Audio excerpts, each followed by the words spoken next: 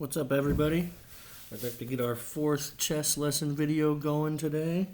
Better late than never, right?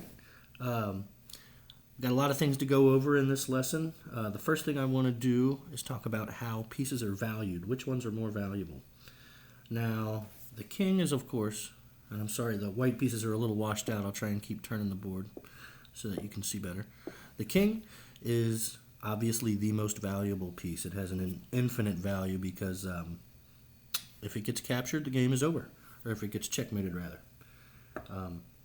Now, the most valuable piece besides the king is, of course, the queen. The queen can attack in any direction as far as it wants, so therefore it has the most available pieces, or the most available spaces for movement for itself, which makes it the most valuable. It can be the best attacker, and the best defender. Now, the next most valuable piece is actually here on the edge. It's the rook. The rook is extremely valuable in the endgame, which gives it the majority of its value. Early on in the game, it's really hard to develop, like we've talked about in the past, but the rook is extremely valuable when you get towards the end of the game. So you want to hold on to those as best you can. Now, there's some debate over which is more valuable, the bishop or the knight. Now, early in the game, personally, I like to get my knights in a position to attack the opponent's side of the board. They're really useful for attacking multiple pieces at one time. So I like to hold on to my knights over my bishops, but many people would disagree with me and say that these bishops, especially when they're paired with one another and you have both of your bishops left, that they are more valuable. And I would agree in the endgame that a bishop is more valuable in the endgame. Now, last but not least, of course, pawns. Now, pawns' values increase as the game goes on. So at the end of the game, if you have a pawn advantage over your opponent, meaning you have more pawns than they do, it can be the difference in who wins and who loses. And these guys' value goes up tremendously, probably close to that of a bishop or a knight at the end of the game. Now, there is a lot of different systems of valuation where they actually give numbers to the pieces. The standard valuation system gives a pawn as worth 1 point. Not that we ever keep points, but it just gives you some idea of their value relative to one another. The pawn is worth about 1 point. The bishop and knight are worth about 3.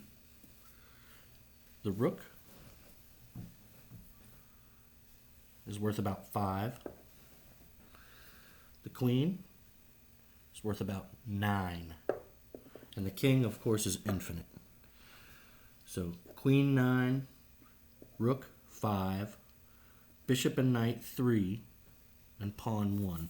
And you don't need to remember those numbers. It's just a good idea of how valuable they are relative to one another.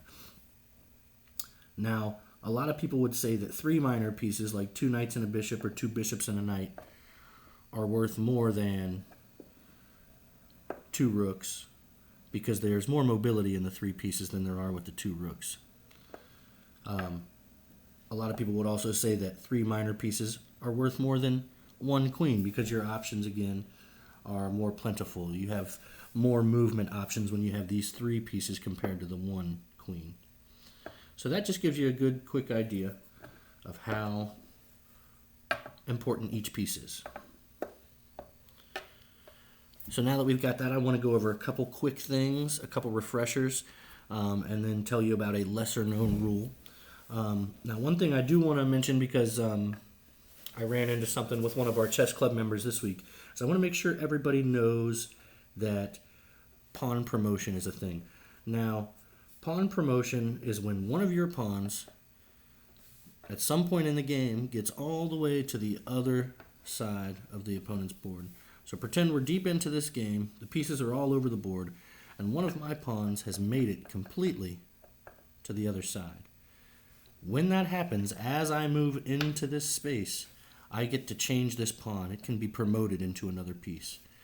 Now, it can be promoted into any other piece, of course, besides the king. You can only have one of.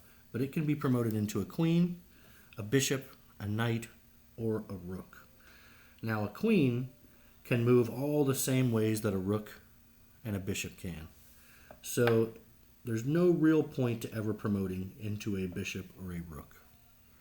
However, a knight moves differently than the queen. It can move in a way that the queen cannot.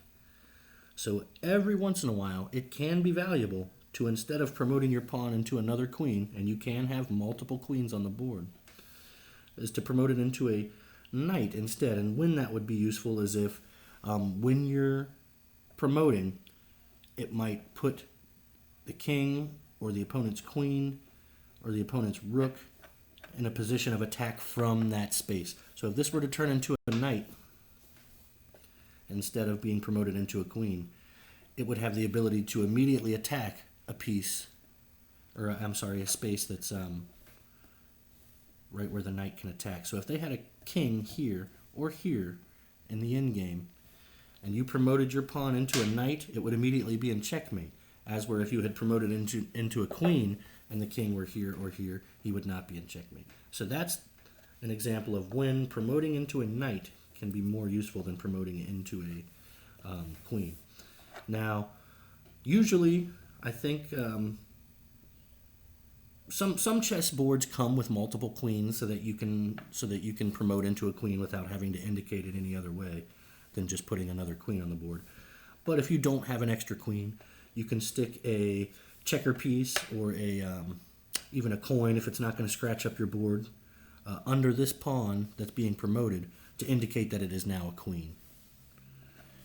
So now that we've gotten over that, I want to give a quick refresher on castling and the rules of castling. I'm going to use black because it's a little easier to see from this camera light here. So now a king can castle to either direction. The king may castle towards his side, and the king may castle towards the queen's side. Now, the rules about castling, once again, as a refresher, are that no pieces can be in their path. All 3 spaces on the queen's side, or all 2 spaces on the king's side, must be empty to castle. And you can castle at any point in the game as long as you're following these few rules about it. So there can be no pieces in between the king and the rook he'll be castling towards. Another rule is that neither the king nor the rook that you're going to be castling with can have taken a move yet. So if you've moved this rook already in the game, even if it's just 1 space over earlier in the game, then you may no longer castle to that side. Same with the other side. Now, obviously, there's 3 spaces in between the king and the queen side rook, and 2 spaces between the king and the king side rook. So, how do they castle? Always, the king goes 2 spaces towards the rook that he'll be castling with, and then that rook comes just to the other side of him. So the king goes 2 spaces towards that outside, and then the rook always comes to his other side right next to him. Now, there is one more rule about castling that's very important, and that's that none of your opponent's pieces can be currently attacking or aiming at a space between your king and the rook you'd like to castle towards. If that is the case, then you have to block it or cut off that attack before you can do that castle.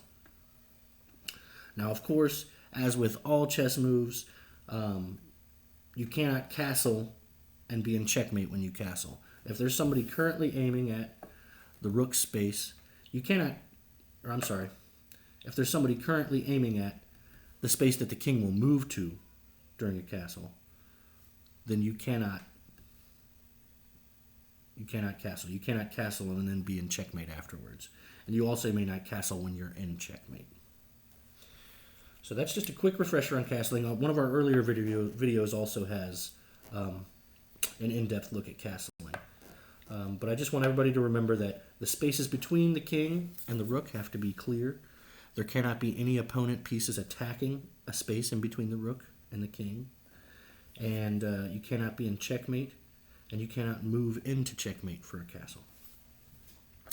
Now I want to talk about a lesser known rule that can become very valuable and is perfectly legal, though your opponents may call you out on it if you do it.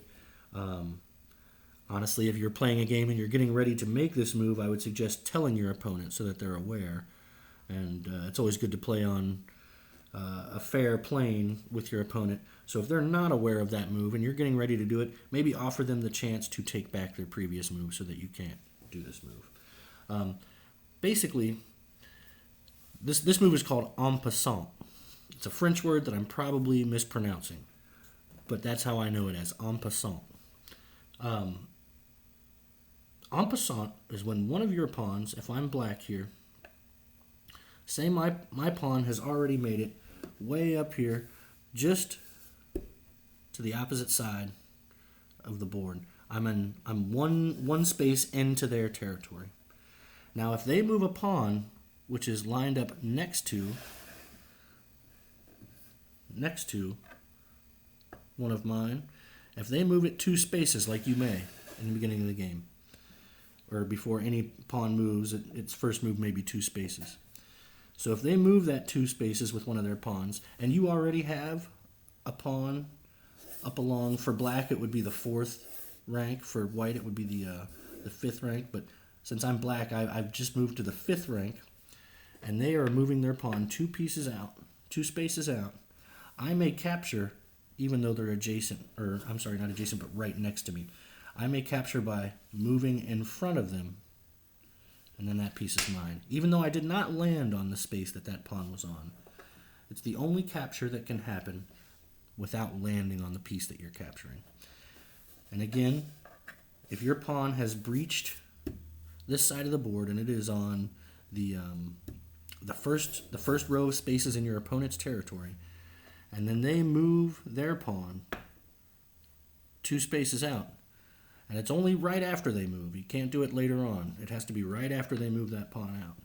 Then you may capture by diagonally moving in front of their piece. I'm going to show you from this angle just to get a good idea on what I'm doing again. So my pawn has moved out here to their territory. Their pawn has just moved 2 spaces and lands directly next to mine. I may move in front of them and capture that piece. And that's called an en passant capture. It can be very useful, though it's rare to see. I just want to make sure everybody's aware of it so you don't get taken off guard if you're playing someone.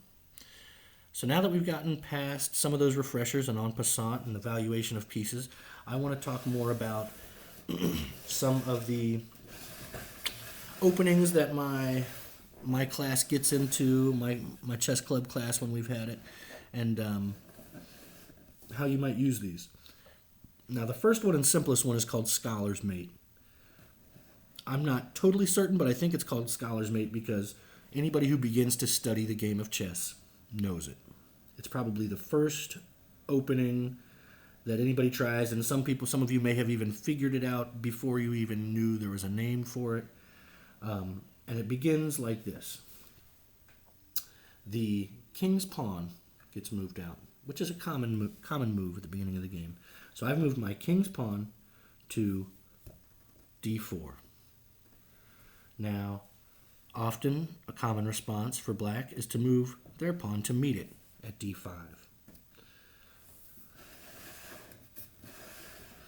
Now the next move for white would likely be to move this bishop that has been unblocked by moving our pawn out to the same rank that our pawn is on, the 4th rank here. As you can see, they're lined up now. Now sometimes black might come out and meet you. It's not necessary. It doesn't matter necessarily that they did that or some other move. There are some moves that can stop this Scholar's Mate that I'm going to talk about, but this is not one of them. So if they move their bishop out to meet yours, you're still in good shape to get a Scholar's Mate. The next move you're going to make is the queen that has been freed by moving that same pawn we moved earlier to free the bishop, moves out now to the space just behind that pawn, however, a rank behind it. So there's the queen. It's set up right there. It has moved from its original position next to the king out to the third rank, so the one just in front of white's pawns, and diagonally behind the pawn. Now if we look here, where does that line up for the king? Well, the bishop, my white bishop, is lined up on this pawn, which is diagonally in front of the king there. This pawn. I'm sorry. The white bishop has lined up directly with the pawn that's diagonally from the black king here. It's lined up directly with this pawn. The queen is also lined up directly with that pawn. And this pawn that's diagonal to the king here is the most vulnerable pawn for either team.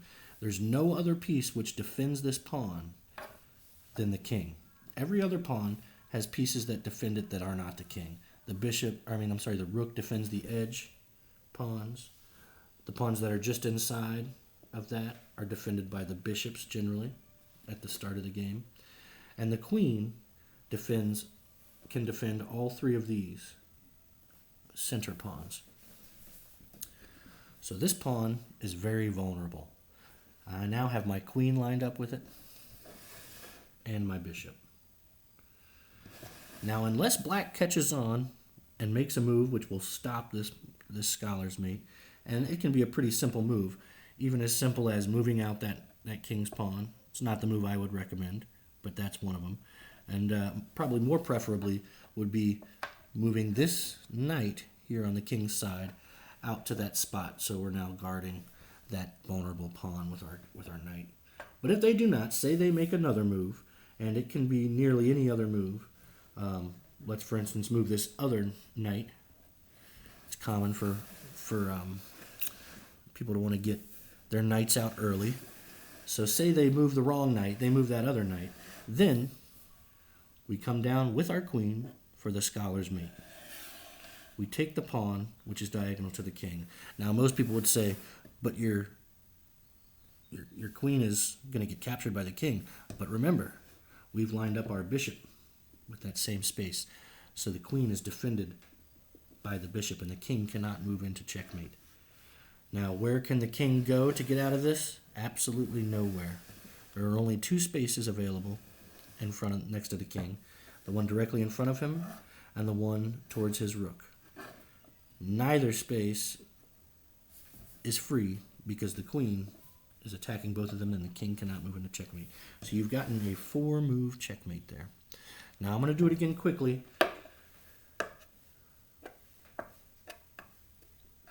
To make sure everybody's got it. So to begin the game, if you're white, you would move your king's pawn 2 spaces.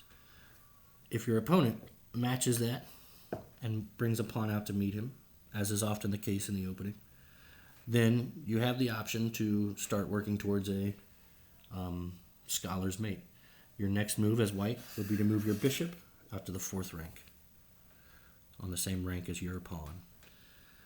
Now, they might make any move, but one they would make which would not ruin a scholar's mate would be moving their bishop out in the same fashion up to their, which would be the 5th rank from black's side. That's the 1-2 in front of the pawns. Now, white would move their queen out to the 3rd rank through that same opening. Black does not see the scholar's mate coming. He makes a random move over here. And then the queen comes down to take the pawn adjacent to the king there. And now he is checkmated. The queen is guarded by its own bishop. The king has nowhere to go. And it is checkmate in 4 moves. Now that's a common one that pretty much anyone who's studied chess at all, and even though some of those who haven't but have played quite a bit, will know. So it might be a fun one to pull on your parents if they don't know about it. But if you're playing other chess club members or somebody else who plays quite often, they'll see it coming, and you could get yourself in big trouble getting your queen out that early. They might end up getting out pieces that can chase that queen around and really make you waste time when you could be developing your other pieces. The next one I want to talk about, and one of my personal favorites because I think it's somewhat versatile, is the Queen's Gambit. This is one we've talked about in chess club quite often. So here we are from white's side. The Queen's Gambit is usually a white attack, although black can pull it off if white has wasted some time in the beginning of the game. But the Queen's Gambit starts with moving out the queen's pawn. All right, now if they move out a pawn to meet it, then the next step in the Queen's Gambit would be to move the queen's bishop's pawn out too as well. Now, to black, it looks like that pawn is undefended. This pawn that's here on C4 now, has no piece defending it. And black could easily take. Right? Black takes. That's the next step in the Queen's Gambit, is that black has taken that pawn that you've just sent out because they think it's a free piece. There's nothing defending it. However, then you move your king's your king's pawn forward one space, and it has to be one. It cannot be two. So we've made a nice early defensive pawn chain here, but more importantly, we've opened up the avenue from this bishop to the pawn that they've used to capture ours. Now their natural reaction will be to defend it by bringing out another pawn directly behind it. Now what can you do to continue the attack? Take your rook's pawn and attack the defending pawn of black. Now if they were to take this pawn, you would take it with your rook, and they'd be in the same position of an undefended pawn here, and you'd still have an attacking posture. More likely what they're going to do, or maybe not more likely, but one thing that will really fall into a trap if they do this, is to move out the pawn which is in front of black's queen's bishop to defend the defensive pawn. So as you'll see now, they've got a link of pawns there. Two of these pawns are lined up because remember they moved this one over from here to capture our original pawn on c4. So what do we do if they've defended their defensive pawn? Are we stuck now? Absolutely not. This is part of the trap. So we would take with our rook's pawn. They would take with the pawn that they had furthest back here. And this is where the trap has been set. Now you may move your queen here to this space on the third rank, which lines up directly with their undefended rook. Rooks, when they're in the corner, are completely undefended. Now they have very little recourse as to how... Oh, I'm sorry. I forgot one move. This queen, your next move after they have taken, or after you've taken their pawn, and then they've resumed by taking your pawn, and now they're defending that original capturing pawn, is to move your queen out to the third rank, and that's what puts it directly in line with their undefended rook. Now they have very few options here. They're either going to lose their rook and just say, whatever, I'll focus elsewhere on the board, or sometimes a mistake from black would be to try and defend it late with a bishop here lined up with your queen. But if they do that, then you just take the bishop, and they're in the same position now. Got an undefended rook in the corner, and they're just down a bishop. They've done nothing by moving their bishop over.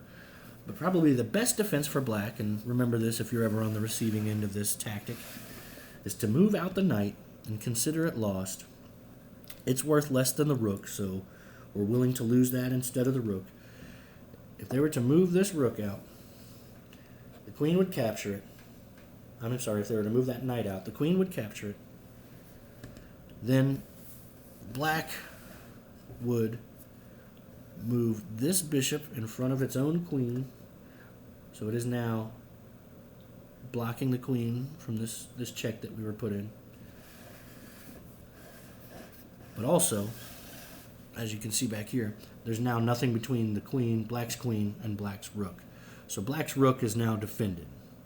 I can't take the bishop either that they've moved over because the queen and king are both defending it.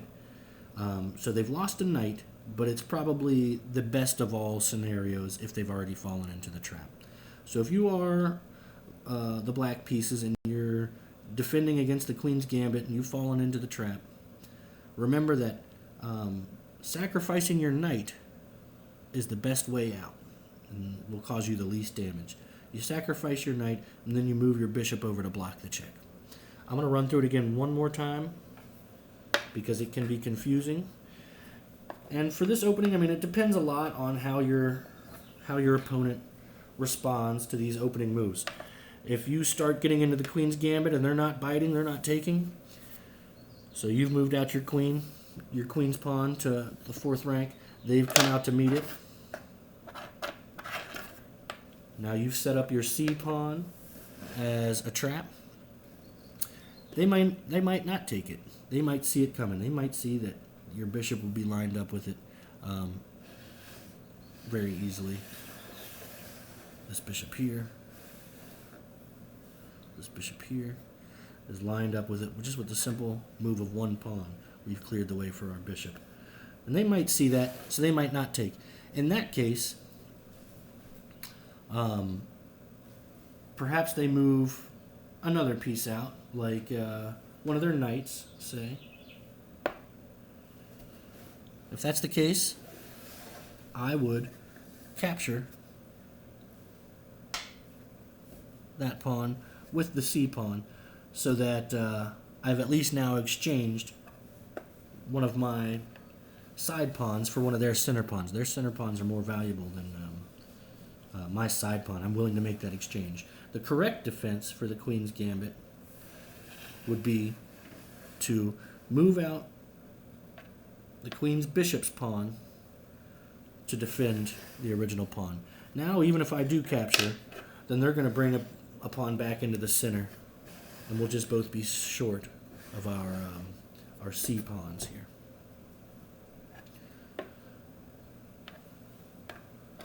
But again, as a refresher, to do the queen's gambit, I'll give you from white's perspective here if I can. To do the queen's gambit, you start with queen's pawn, 2 spaces. They respond with their queen's pawn out 2 spaces to meet it. You move your c pawn 2 spaces to attack that pawn. They attack thinking it's undefended. You defend it by moving out the bishop's pawn to create that line. They try and defend their pawn. You attack the defender with your rook's pawn. They try and defend with their bishop's pawn. Now you take with your rook's pawn. They take with their bishop's pawn. And then you have set the trap to bring your queen out to the 3rd rank on the opposite side of your pawn defensive chain there. And now you have that straight line to their rook. The best defense for them, sorry, they have a knight still. The best defense for them would be to move their knight out, to sacrifice it, and then move their bishop to block the check. And now their rook is defended, but they've lost their knight. But it's the best of all cases for black if they've already fallen into the queen's gambit. Now there's one more thing I want to go over in this video, which can be very important and is used by pretty much every chess player who's ever studied the game at all. When they're playing black, at some point they've used this defense. It's very simple. I'm not going to get too into it, but it's a good defense for white's first move of the king's pawn here on e4. They've moved out to e4 with their first move, and the king's pawn, not the queen's pawn this time, but the king's pawn. Now, some people's natural reaction would be to bring that pawn, that same king's pawn out from black to meet him. However, a good response is called the Sicilian defense, and it's moving this c pawn out 2 spaces. Now, what have we done here? We've kept white from bringing both of its center pawns out 2 spaces. If it were to do so now, then black would take, and they would take, and now black would have successfully exchanged a side pawn for a center pawn. And also, we've gotten white to move his queen early, which is not ideal. If you move your queen early, you can get into a situation where it's being chased around, and you're wasting a lot of time protecting your queen rather than developing your other pieces. So once again,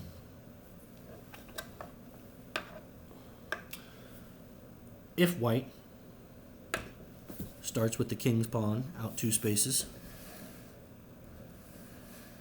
instead of meeting it, you may play the Sicilian defense with your c pawn right in front of the queen's bishop and move it out 2 spaces. That attacks the space where their queen's pawn would try and go to really stake a claim on the center of the board. Now, there are lots of variations with this. A note that's very important is that you want to get this opposite knight out at some point to put pressure on this pawn.